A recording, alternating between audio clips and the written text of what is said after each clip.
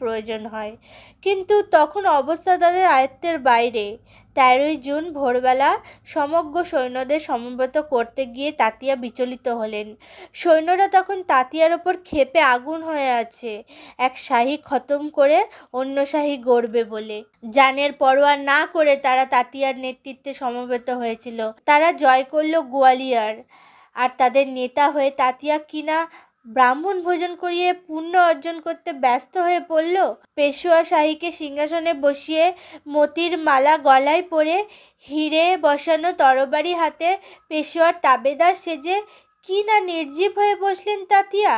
নেতা যেখানে বেইমানি করছে, ফৌজের সাথে ফিরে ফিরে তাকায়নি, সেখানে নেতার কথা মানবে কেন তারা?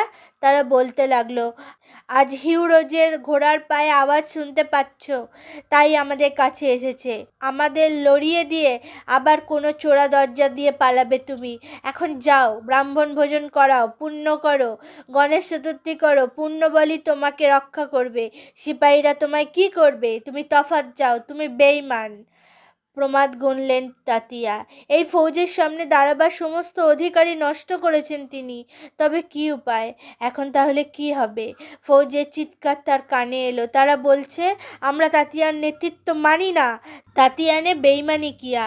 নিরুপায় তাতিয়া তখন বান্দারে নবাবের সঙ্গে সাক্ষাৎ করলেন। বললেন, এখন কর্তব্য কি? বান্দার নবাব বললেন, কর্তব্য আপনার অজানা নয়।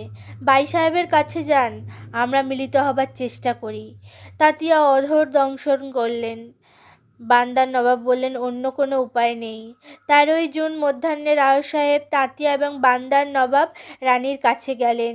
কালপি, কুচ, গোলাওলি, বাহাদুরপুরের যুদ্ধে রানী সর্বদাই তাদের যে কথা